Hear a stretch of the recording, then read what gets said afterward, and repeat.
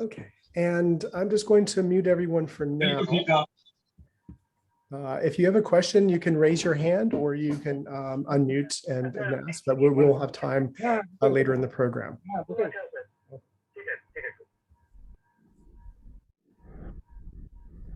So welcome everyone. I'm Curtis Key from Global Collective Publishers, and I am thrilled to have Dr. Sanjay Ghosh and Jesal Kanani, authors of two wonderful books of haiku, and I'm thrilled to show everyone here these amazing, beautiful books and today's discussion and reading from these wonderful works that they have so creatively and generously written for us. And so today we will be talking about haiku, the form, the inspiration that Dr. Ghosh and Jesal have found to write these, and have just a variety of questions about form, the writing process, haiku specifically, obviously, and go from there. So first, I would like to introduce our authors today, and I'll begin with Dr. Sanjay Ghosh.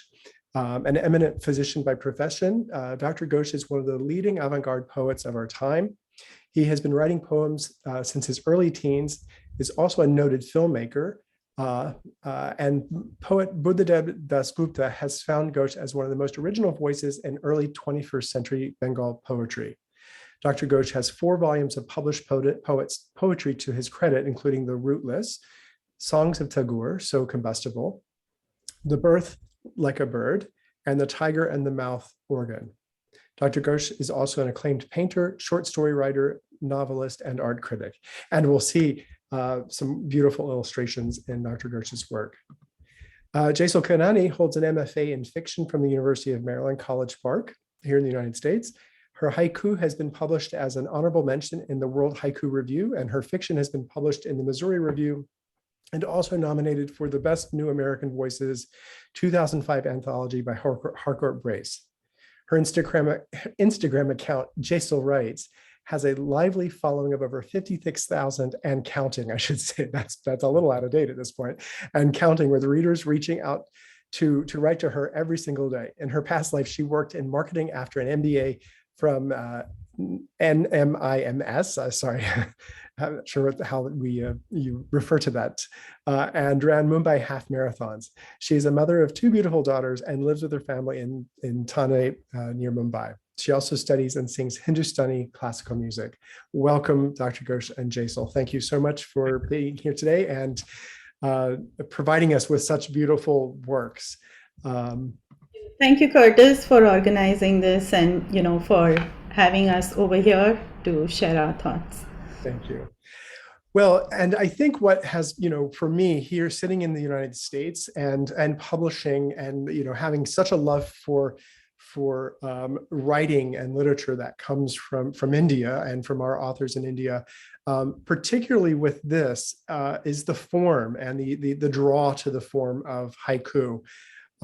So I would first like to just start with some commentary from both of you about how you gravitated towards this form of haiku. Dr. Ghosh, would you mind starting? Yes. Good evening, Curtis. It is actually indeed your very good endeavor to actually promote this haiku in this modern world, which is a very ancient from the Japan. Actually, I want to tell that actually I was familiar with haiku since my childhood. Only 9 to 10 years, I first came across the translation of haiku in Bengali by none other than great Rabindranath Tagore. And actually, I read and I was immediately impressed by this very brief form of haiku. That was the first my acquaintance with haiku. And later on, actually, I continued to explore haiku, but in later period, I came across that is tanka. Tanka is actually a bit extended haiku. Haiku is 575, these syllables, though it is not at all possible to transfer syllables of one language into other. Japanese language syllables is different from our Indian and other languages. but still it is 575 syllables. They write in a same line, but it is different syllables. And haiku is a brief one, and whereas tanka is actually extended 575 plus 77, that is total 31 syllables. That is tanka. Actually, haiku is a bit imagist in its nature. It depicts an image. From single image, it explodes almost an universe. And from tanka, actually, this is apart from its imagist technique, it also depicts some lyrical elements as well as some emotional elements. So that's attracted me that about the tanka, and here we can explore our emotion a bit. But the basic thing is that of both haiku and tanka is actually it is the economy of expression. That's a wonderful thing. Economy of thought. That's a wonderful thing. And I just giving example what our great Rabindranath Tagore told about this haiku. He translated one haiku that is very brief. The old pond, the jump of a frog, sound of water splashing. Not only he translated, also Rabindranath wrote something about this haiku. Rabindranath wrote, "This is enough. There exists such three-line poetry nowhere in the world. Old pond means this is not used by anybody, silent and dark. A frog jumped within this pond, which emits the sound. Such a minor sound even is heard, which is indicating that the surrounding is so much soundless." Rabindranath told that this poet has nothing to say, but he's only painting in our mind that the scene of the pond, nothing else he's wanting. Another very interesting haiku had Rabindranath translated, that is, the rotten bark a crow is sitting upon, the autumn. So here also Rabindranath tried to explain, in the autumn the trees have no leaves, some branches are rotten. A crow is sitting upon one of such branches. In these winter prevailing countries, autumn denotes the time of leaves shedding, flowers dropping, the time of gloomy sky in the dark mist. So this time reminds us about death. So crow is sitting upon a decaying branch of tree. By these lines of drawing, the readers can visualize the emptiness and darkness of the autumn. So Rabindranath is again concluding, the poet just gives the sign of autumn days and turns away. He goes away instantly as he believes in the imaginative power of Japanese mind. I have not been to Japan, but I heard when these Japanese are so much, this tanka and haiku, they have clubs and they're so much popular, even the bus stops, there is the instruction written in haikus. So keep it is impressed actually the bus passengers. So this is very important, and I liked Tanka. The reason is that 2000 I lost my father. That's a very emotional turmoil for me. So when I wrote other types of poetry before and after also, but that time, due to my emotional turbulence, I have chosen this Tanka from because I have to keep my emotional restraint. So that I took this form and I wrote a book of Tanka that is named as The Refugee. And later in 2020, again, I lost suddenly my wife. So after that, again, this time I took Tanka because in between I wrote a lot of other poetry books. But this time again, I took Tanka and I wrote uh, these Tankas of this House of Rains.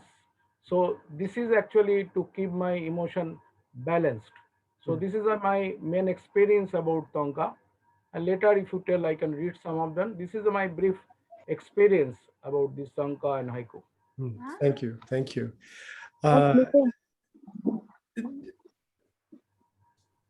Yes, Jesal, and what was your experience like, and how you came to learn about haiku, and what was it that attracted you about the form of haiku? Okay, so I came to haiku very late. I mean, very late compared to Dr. Ghosh. I came to haiku actually after my father's death. There was a workshop being held, and it hadn't even been 13 days. After 13 days, that you mark a certain phase, that is, at least ritually you mark that phase, and even those were not done. And but because there was just so much pain, then I just felt that I need to get like this kind of refuge, probably in writing. I don't know what I was thinking, but it just sounded like a the workshop sounded nice. It was in nature, it was somewhere far away from where I lived, and there were just these mountains. It was monsoon at that time, and everything was it looked green and beautiful. So I went to the workshop, and then this friend of ours, he took a haiku workshop, and he just he just told us one thing, that haiku is just a jux of two ideas, and it's how you put, no, he told us that it's a jux of two visuals. So how you put these two together, and by putting these two together, how a third meaning, like, or a third emotion kind of can leap out of it. And he just told us that much, and he said, like, let's just go out for a walk, because that's what, according to him, a lot of Japanese poets did, that they would go out for a walk. They would go in, walking in nature, and let the sounds and, let the visuals, like, kind of come to you. And then they would come back, and then they would try to write a haiku. So when I went for the walk, I saw a butterfly, a black butterfly sitting on. It was kind of just about to land on this trembling, like, very soft green leaf.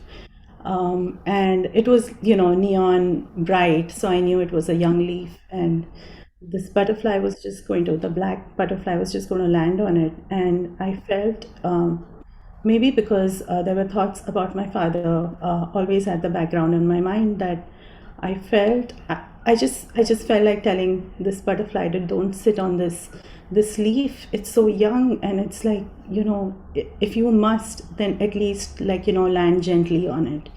And I felt that was when I returned, and then when I shared that with the workshop. This friend of mine who gave us the guidelines for haiku, he thought it was a pretty good guideline, and then he made us, like, look at what we had written. And then I realized at that time that it was probably something related to my dad's death, due to cancer. And I felt that if death has to descend, it at least, like, do it gently and not cruelly. So and then there was the other reason for me taking to haiku so gladly, I would say, was because at that point of time I was writing a lot of short stories.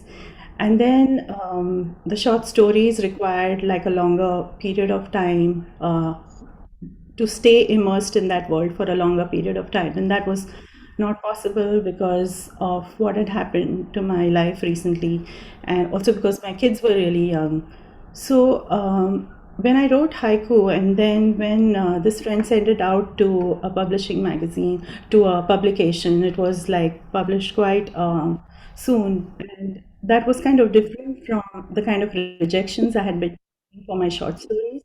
So I just, like, took to that form, because that was the only thing I could do at that point of time. And I felt good about doing something, because I wanted to do something positive when I was feeling a little, shaken up, probably. And I loved the visuals of haiku, because that was like something solid, you know, probably not emotional, because I didn't want to, go into emotionality at that point of time.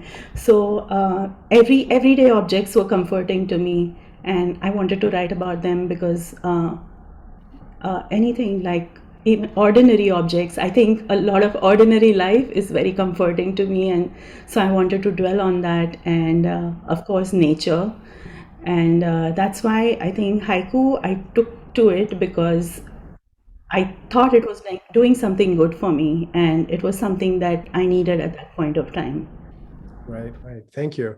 There is something very interesting that we're drawn to the mundane. There is something very precious about the mundane, and obviously with nature, nature is precious. It goes without saying. So, that's interesting to see the mundane and nature come together for this inspiration in your writing.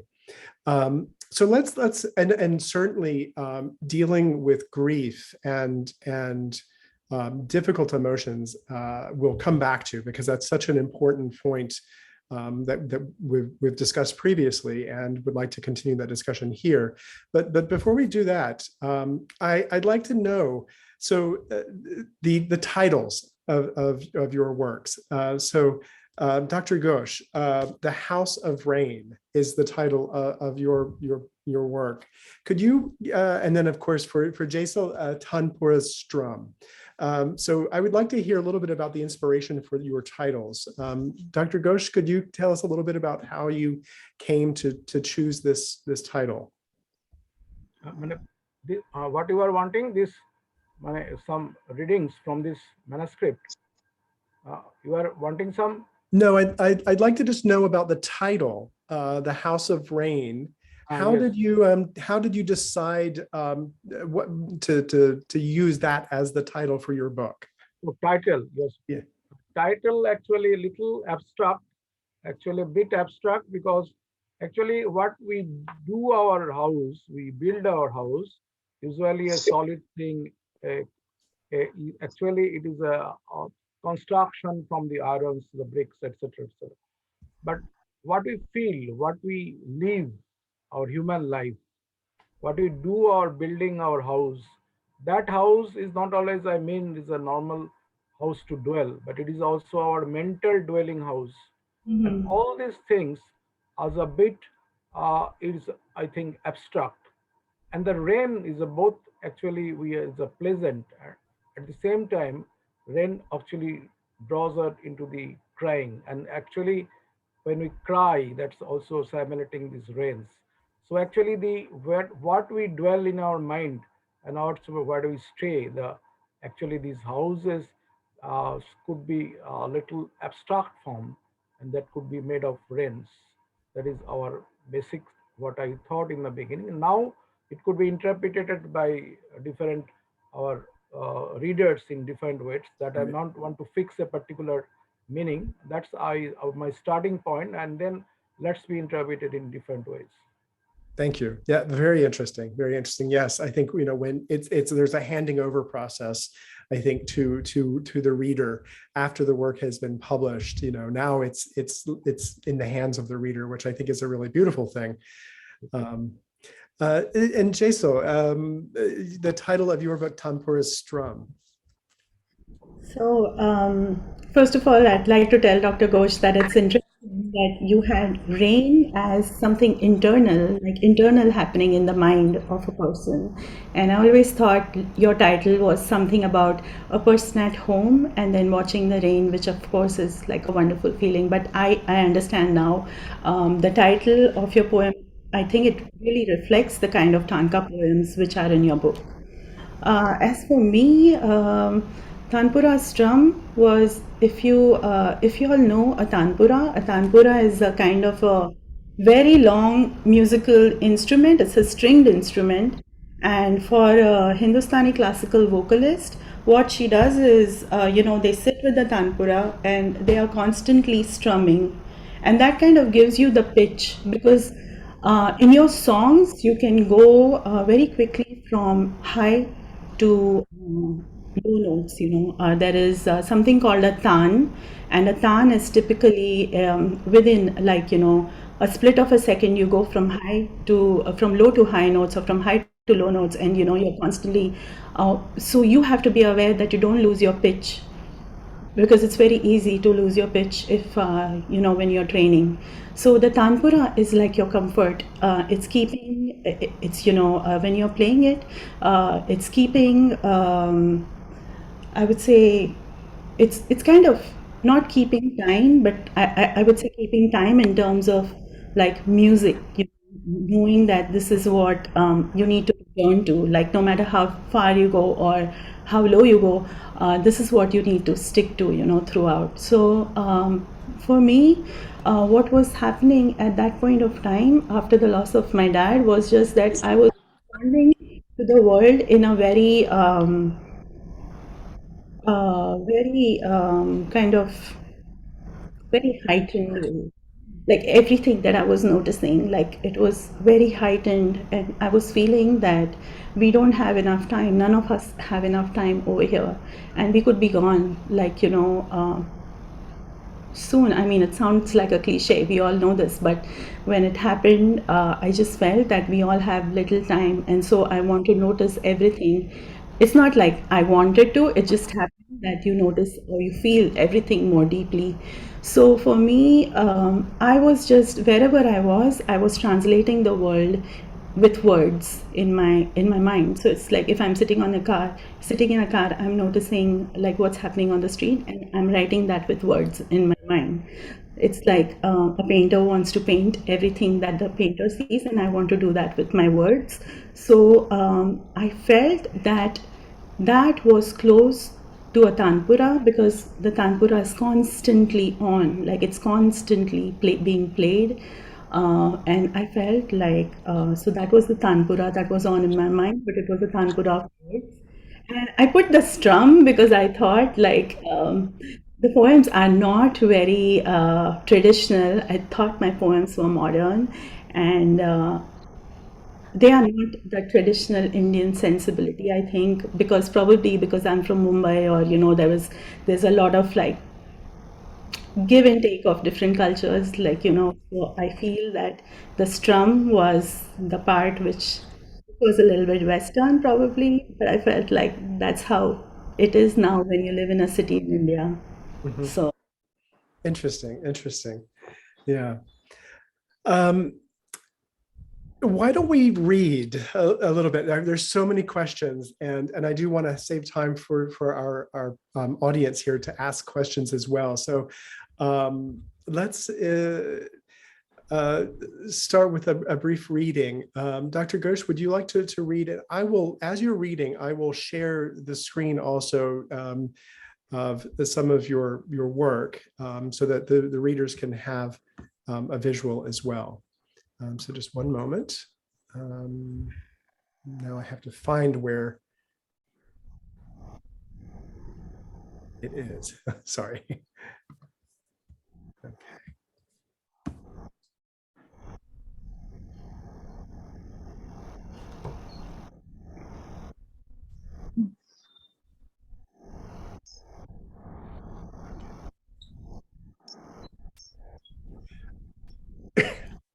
Okay, Dr. Ghosh, if you wouldn't mind reading. Will I read few? Will I read? Yes, please. So I'm reading. Okay. So the crimson torn later, the faithful blue walked benumbed in a blank dialogue. On the anxious horizon, the crimson torn later. Can I read few more? Yes, Yes. please, please. At the lazy midnight, the dispersed still, pitiable at the thunderclap, the incorporeal boat, the greenish footbridge at the lazy midnight. Hmm. Stepping into the nowhere, the quiet creation gradually dissolves, stepping into the nowhere. On the reddish route, the boy stays awake. At the source of the blue path, the cunning crack at the sources of the blue path, the shy cascade. I roamed during the earthquake, sank into the rocks. Thank you.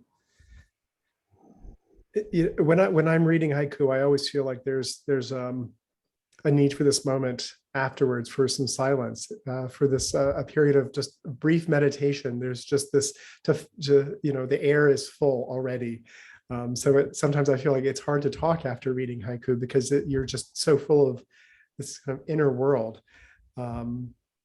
But in the interest of time, we will continue talking. Dr. Ghosh, this particular poem here, At the Source of the Blue Path, could you talk a little bit about that and what inspired you? What drove you to write this particular poem? Actually, the blue is a little closer to my heart, the blue color.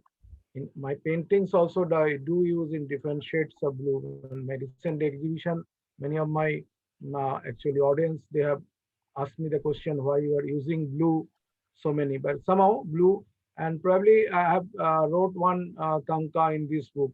That is where I use the word nilkantha. Actually, it is a mythological term in Hindu mythology. When the demons and the gods, they have quarrels on this amrito, actually the source of the living materials from which people could be immortal. So when they were quarreling, ultimately there's too much. Uh, uh, Actually, the god Shiva did not want this, so he ultimately swallowed all this blue poison, and his throat became blue. Mhm. So he is called the Nilkanth, blue throat. So here one blue path, actually this is the road. The road which is becoming blue, that means normally this is, you probably know the Gauguin's painting. Gauguin's painting, he used to use this type of color in his paintings. People's color skin is red, and he has a very important debate with Van Gogh on this particular use of color. He actually They have quarrels, Van Gogh and Paul Gauguin. Van Gogh did not want to violate the god's uh, givings.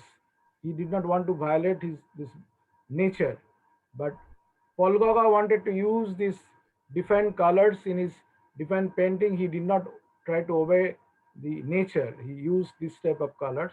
So actually, you know that this is a Fauvism. Later on, from this Gauguin, the Fauvism came in the world. There is a different types of use of color. The Faubs use different types of colors. So this I was definitely impressed by this use of Gauguin's colors and this different. So this I try to use in my not only paintings, also my poetry also. So this color, I think, not only as a symbol, it can change the total metaphor. The Mhm. metaphor can be total change. So in this way, I use these words. Mm. Thank you, and we'll come back to illustration in our work in a moment. And so I'll stop sharing my screen now and share for Jesal. I'll probably read from my book if that's okay. That's yes. I'll just one moment. I have to find where I have yours shared. One would think after 2.5 years of working on Zoom that we would be comfortable, but it's always a navigation. Okay.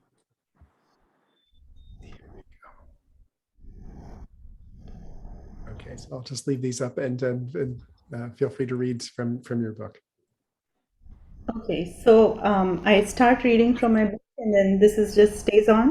Is that how it is? If you would like me to not share for now and share afterwards, it's what would you like? Is that okay? Or Oh, of course, yes, certainly. I'll stop sharing, and then when you're ready for me to share, I'll share. okay, thanks so much. No worries. Okay, so this is my book, and I'm starting with the first chapter, Tanpura's Strum, with the first section. Sorry, I always alternate between like short story writing and poetry, and I get the terms mixed up sometimes.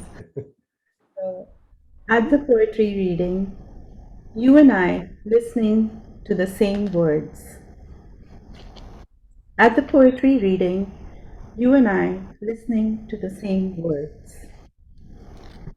Late Sunday mornings, quiet happiness fills me watching you asleep. Late Sunday mornings, quiet happiness fills me watching you asleep. Silent, unlit, the phone stays. So many Friday nights were mine. Silent, unlit, the phone stays. So many Friday nights were mine. Hour of the setting moon, from lovers we wane into friends. Hour of the setting moon, from lovers we wane into friends. You with your hurt on one end, me with mine on the other, look longingly at the bridge between us. You with your hurt on one end, me with mine on the other, look longingly at the bridge between us. A Tanpura's constant strum, you on my mind. A Tanpura's constant strum, you on my mind. Peeling garlic, I think of your gentle pulling away. Once I showed you my core. Gazing silently at paragliders in Pokhara, each of us wonder how long will we last. Gazing silently at paragliders in Pokhara, each of us wonder how long will we last.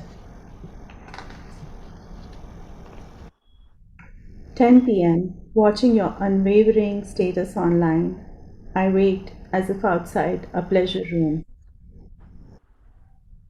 Remembering you once saying the X sang like Celine Dion, I skip the song mid-play. Remembering you once saying the X sang like Celine Dion, I skip the song mid-play. Setting sun, you can't help being you.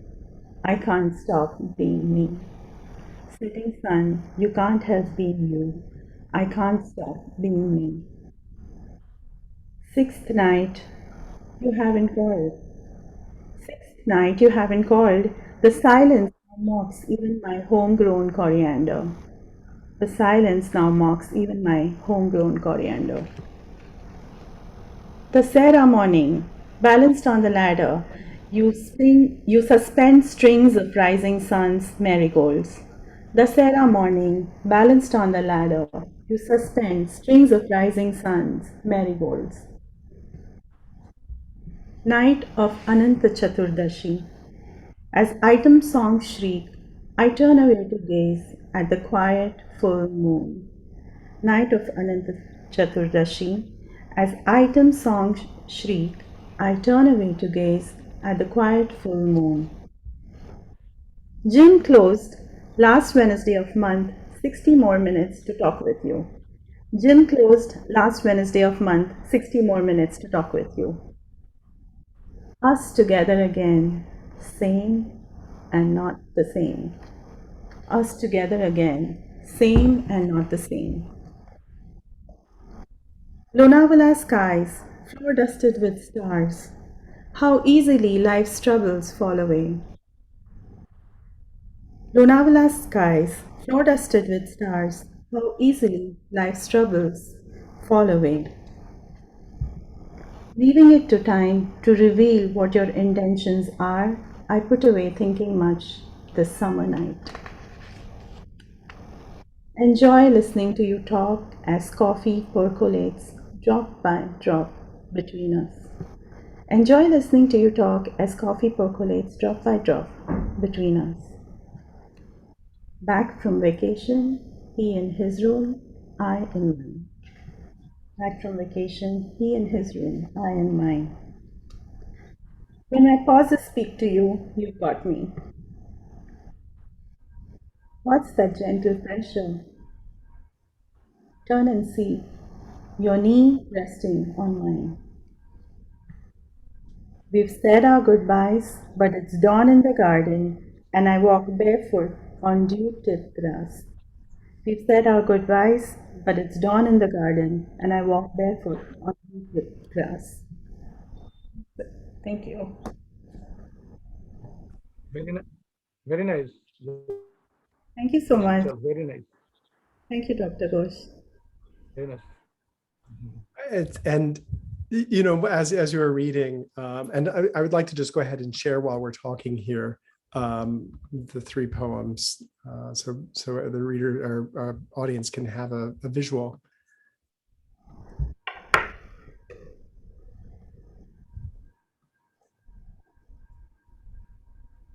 Would you like to just read these while we have them up here? Sure. Too timid to hustle, I watch a raindrop race across the windshield. This is a poem I wrote quite recently. Looking at the monsoon and coming to terms with yourself, and also like watching. I think I personified the raindrop over here. I was, yeah, okay, long. I wanted this poem to just say that sometimes thoughts for haiku actually come from just observing. I think in writing a short story, you could probably have like a whole process, but I think for haiku, it's just a breath. It's just attentiveness. I would say it's the process itself. So if you're attentive, that's your process for haiku. And then I just felt like this over here, the raindrop was something that just images that stay with you, and if you kind of explore them, I think that's how you haiku. That's interesting as you say that, because as you were talking, I was thinking about process and craft, and was thinking that I was a little hesitant to even ask, because process, in other forms of writing, and we can talk about process and form, and I think with haiku it's a little bit more challenging because it's such an inner process and such a kind of spontaneous as well. I mean, I'm sure there is some mental process obviously going on there, but it's just that's interesting that you mentioned that. Let's go to the next page here. Long lost friend, our Polaroid slowly develops a vividness. So here the vividness, I mean, if you watch a Polaroid come to life, it's almost screaming like metaphor, because you want to use that image. It's like you just have to use that image. It's calling out to you. And then, I think for any haiku person, the mind starts searching associations. What can you juxtapose it with? You start on your hunt for that other image. Yeah. Thinking of what we were, I snapped a cinnamon stick in two. This had like probably happened when I was in the kitchen and we were making churros, and then we needed like some cinnamon powder, and so like I was breaking the sticks, and for some reason I just felt so much satisfaction in making that cinnamon stick, and then I was wondering, why am I feeling so satisfied with this? So like I just feel that that's how, like, if you want to write a haiku, if you just pay attention to something that you find either satisfying or something that catches your attention, and then you kind of just record it at that time, that okay, this has caught my attention, or this is somehow satisfying, this moment has left some kind of impact within me. And then you just kind of, when you're sitting quiet, you just try to like reach out and think, why did that moment, why was that moment satisfying, why was that moment giving like leaving some kind of impact. And then you kind of understand the potential of that moment, what it can grow into, because it definitely means something, and that's the reason why it stayed with you.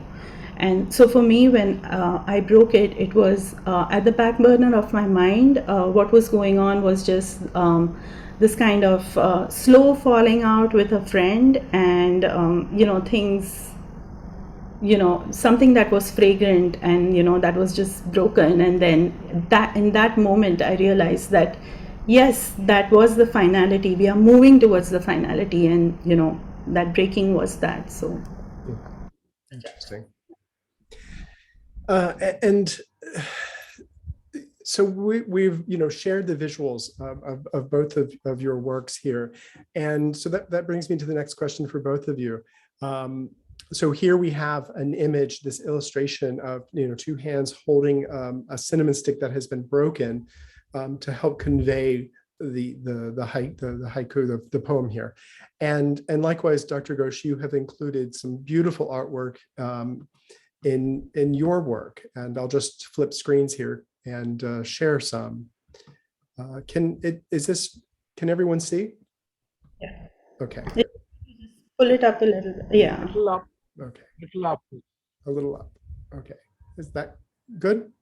That's great. Yeah. So Dr. Ghosh, the work in your book is absolutely stunning, Yes. and I love the monochrome black and white nature of it. What inspired you and what compelled you to include this work in your work of poetry? Did you feel like there was a need? Did it help compel you to? Was there a need to feel like there's something you wanted to communicate in addition to your writing to the reader? Yes, actually, this monochrome painting, black and white, and it's a digital painting. I did throughout the year 20th from early March, the actually March end, not early. It is March end when the actually lockdown and this Corona COVID period started. And actually, this during about 6-8 months, I wrote these tankas. That time was actually crucial for this whole mankind because the first wave of this corona, and it was whole our mankind and the civilization was that time. Even uh, the medical system was challenged, and we saw lots of sufferings, lots of deaths during that period. And it is that particular time I tried to wrote this actually this tankas. That was also my personal period of grief, and the same time it happening in the all over the world. So actually, this time lead to my parallel writing of this tanka parallelly at the same time this type of monochrome digital paintings. And it was almost spontaneous. I do painting, but this type of paintings was a little unique from that time. It was not illustration of my tankas or my poetry, but it was done almost same time. So what I thought later that it could be incorporated in this book because it is the actually depicting that time, that particularly crucial times. Actually, if you know that Picasso usually don't did not write poetry. He was a painter. Everybody in the world knows, but he did some wrote some poetry, and it is about the Second World War, and it was also his personal one period of grief, his divorce, etc. So that time he wrote a lot of poetries, and that poetry is unique. And Picasso's that poetry, if he was not a painter, probably was one of the best in the European poetry. People who are think today. So somehow this parallelly can go on. A painting and this poetry writing can go. Uh, it is different. The expression and these contents are different. Mostly, I kept some human uh, figures, human face, especially. Those are definitely. And that time also, I was also seeing a lot of Munch's paintings. Munch's also first when this uh, Spanish flu first came in 100 years back, almost same time, 1920, and that Munch wrote again his personal crisis and also this world crisis of this Spanish flu. Munch wrote this type of paintings he did with this fear, the sadness became in these paintings. So exactly the time has made my paintings, and this black and white I did apart from my human face. Also, I did some a little this paintings of. It is not neither nature, not exactly any realistic paintings, but it can depict the our inner core of feelings, which can be depicted by these paintings. So this is, I think, uh, the, the time representation of time, of that particular crucial time, that I can tell, and others will be interpreted again my the readers and the audience definitely. Mm, mm. Thank you. Thank you. And Jesal, what about you and the illustrations that you have included in your book? What motivated you? What was the inspiration for having, and not all of your poems, of course, are juxtaposed with an image. So what was that process like for choosing and deciding what images to include, and what motivated you to have those there? You mean in my book, right? And not Yes, not these specifics, but just put that up as a visual. But generally throughout your book, you have, particularly when you were, I like the one in the first section that you read, and I don't have a visual, unfortunately, of this one, but the sixth night, where you have the coriander. But generally speaking, I mean, we could make reference to any of the poems and the illustrations in the book, but what was it that compelled you to include imagery alongside your poetry? Um, I think it started out purely because of Instagram, because I felt if I was posting my poems on Instagram, then I needed something visual to go along with that, because it's a very visual medium. And then it's something that Priya Doraswamy, my agent, also suggested. So I contacted my niece, because she is a wonderful artist and a graphic designer, and we just set off on this together. And then along the way, I met other illustrators, like kind of referred to by a friend, by a school friend, or by my other niece, and I realized it was a lot of fun collaborating, because it just kind of makes the poetry a kind of more involved project with like different people, and then they bring, the artists bring their own ideas, and sometimes like what they would draw would make me kind of think that okay, the poem can also be looked at it this way. In those cases, I would probably have a 3 image haiku, because I have my 2 images, and then there's the third over there. So yeah, and I just selected the ones that I loved the best for this book. Mhm. I think that's interesting, though, that some of this original motivation came from Instagram.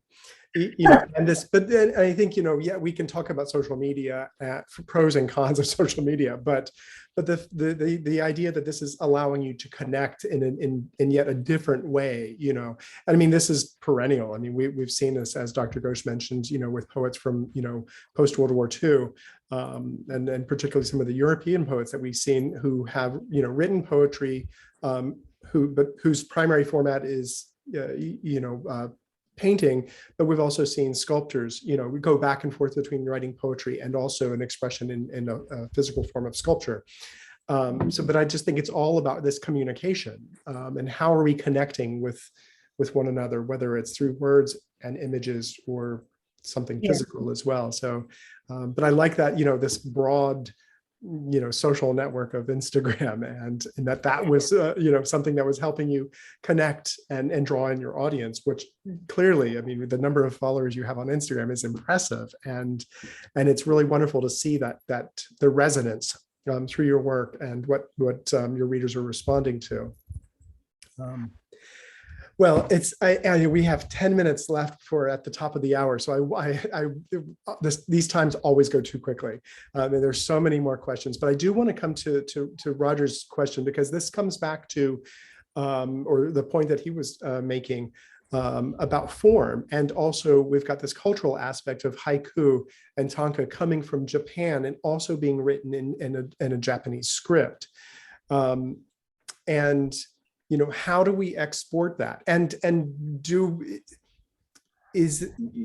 What's the translation like for that? And now, obviously, I'm assuming, Jesal and Dr. Ghosh, that neither of you read Japanese, but so how is it that what is it about transposing this form into English, or even in your regional language? What's that process like? And yeah, I'll leave it at that. Jason, would you like to begin? And then I'll pass it over to Dr. Ghosh. Sure. So I think primarily, Roger, I think it would depend on what attracts you about haiku. Like for you, it was Japanese calligraphy and language. Probably that's what made you curious about haiku, or that's what appealed to you about haiku. For me, I read Machi Tawara. That was, she was my first intro. She was the first introduction for me to a Japanese poet, and she was writing tanka. But for me, it was the images in tanka, and in haiku, it was the images, and I liked being able to bring two images together. I thought there was something working there. I thought this was something I could do. So that's what appealed to me about haiku, and I think everyone has like a different reason why, a different reason for making haiku theirs. There are very visual haiku poets. There are poets who also put in the personal eye into haiku, which used to be a no-no for a long time. So I think things are changing, and it depends on like what appeals to you. And for me, I love Japanese calligraphy, and it's an art form. It's beautiful. I know a friend who actually does this. She's Indian, but she's learned Japanese, and she does Japanese calligraphy. She actually learned it, and it's beautiful what she does. But probably that was not my entry into haiku. Mm-hmm. Interesting. Dr. Ghosh, what about you? How have you seen this transposition of this Japanese form, both because of calligraphy, but also in the language itself into Bengali culture, but also kind of out the non-Japanese world, because we can incorporate kind of the, English speaking world in that. Yes, actually, apart from the tanka or this haiku, Japanese have a lot of influence in our Bengali culture because Hokakura, the great actually painter, philosopher from Japan, he visited in India in early 19th century, and in our Tagore family were very close friends. So from there, Japanese way of painting was very familiar. And this Tagore family, what the Abanindranath Tagore, Governor Tagore, Rabindranath Tagore, they are actually painting was very much influenced by this Japanese painting. So that we used to see from our childhood, this type of paintings. Nandalal Rabindranath visited Japan repeatedly, and he took our painters, Nandalal Bose and others, to there. And then Nandalal Bose's paintings was very much akin to Japanese painting, also Chinese painting, but Japanese painting was influenced. So early life, I've seen this type of paintings. I was apart from the Western painting, this type of painting by very sharp lines and very what Jesal told that the calligraphical use was a fantastic, and I was impressed from early life. And actually, this painting Japanese and also the and he was also our very close friend of our sister Nivedita Danada Okakura. So a lot of influence in our Bengali culture from Japan. And actually, apart from that, there are a lot of others writers from Japan. And actually, Rabindranath has a beautiful travelogue on this Japan Jatri's diaries. Actually, diaries he wrote on Japan. And also we read others travelogues on Japan. So this is definitely one important aspect of the influence on Japan in our country. And my personal thing is Japanese way of life. I have a lot of respect to them. Even during this COVID period, probably you are aware that you know that in Japan, COVID could not spread much because their hygiene is a different way. They don't touch anybody's, they don't touch, they do namaskar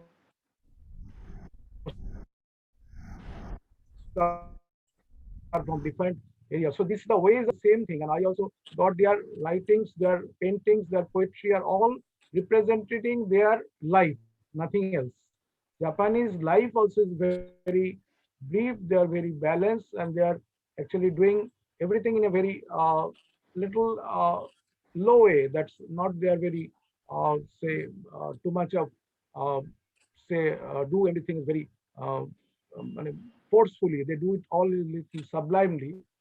So I think this way, and also the Japanese tonkas and haiku is also same line with that. Their life, it is actually nothing else than their life pattern. So when actually I don't always believe that I have to write poetry in haiku or tanka. Actually, I did not write that. I to other forms also I experimented a lot of other poetry books, but sometime in our life, especially the crisis, and especially when the emotional turbulence happens, I think we have to go back to this type of roots where they are doing so much of balanced expression, which is very important for everybody in the whole world as accepted. We know that Van Gogh has a lot of influence on this Japanese woodcut. His painting was very much influenced by the Japanese woodcut. So exactly same thing is happening. So in this way, the actually the different culture is going to other cultures, and we also are in that way brought up. So we feel that Japanese, we have a lot of to learn from Japanese way of living, way of thinking, and the way of representation and their paintings and their poetry, etc. Thank you. Thank you. We have a few minutes left, so I'll open it up. If anyone would like to ask a question, you can either unmute yourself or raise your hand or write it in the chat, whichever is easiest.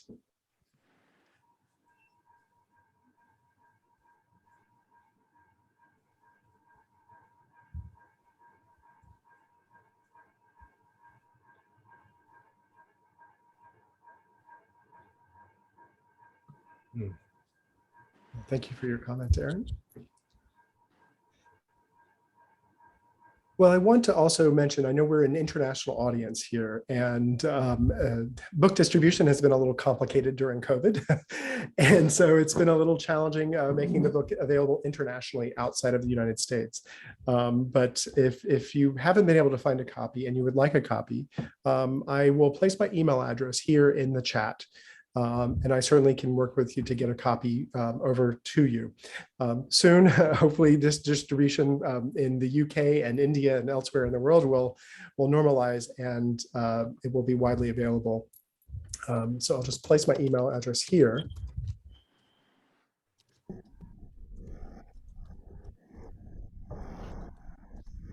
So if anyone would like a copy, please do feel free to reach out.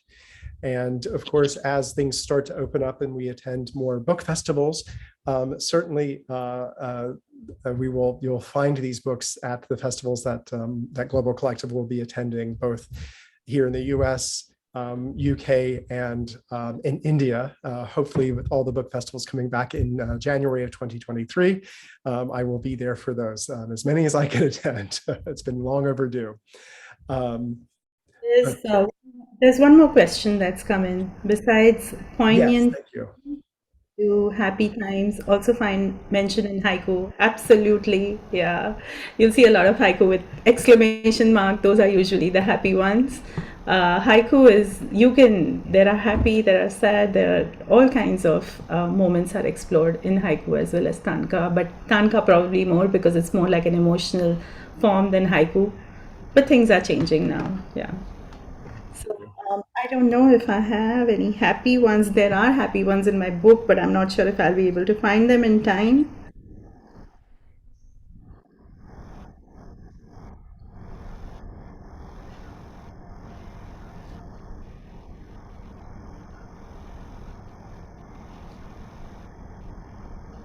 Okay. I'm not getting a super happy one, but that's good reason for those to find a copy and explore both yours and Dr. Ghosh's work. Dr. Ghosh, do you have any concluding comments or remarks you would like to make before we end? Actually, what I feel, today's world is definitely going lot of passing through a lot of turmoils, both from the physical ends and for also for mental health everywhere. So I think here the Tonka and Haiku have lot of places for, because what myself and also Jesal, we have in our crisis we took this form. So I think people, readers, not all are writing, but they can actually have shelters from these forms, because whenever they in crisis or when there are crisis from both internal end from or external end, so these I think particular forms, Japanese form of this poetry of this haiku and tanka, people can get too much of peace and rest by this form. I think Mm. that is my final message to the people who are reading. They should be actually more aware of this form, and they can get through this more books on this. I think this will be a real solace to their uh, actually disturbed mind and disturbed physical existence. That's all. Thank you. Yeah, thank you. Very, very insightful. And Jesal, any concluding remarks? I just want to thank everyone for coming out and coming on a Sunday. I know it's the long weekend in the US, and in India it's like one day of the week where you're free. So thank you so much for attending and for hearing us. Yes, and thank you everyone for coming out today and this morning for us, evening for you, and afternoon, I suppose, in the UK. This has really been a wonderful experience for all of us, and thank you, Dr. Ghosh and Jesal, for making this happen and blessing us with your great work. So thank you so much, and we look forward to reading more from both of you in the future. Thank you. Thank you, everyone, for joining. Thank you. Have a great rest of your day. Thank you. Welcome.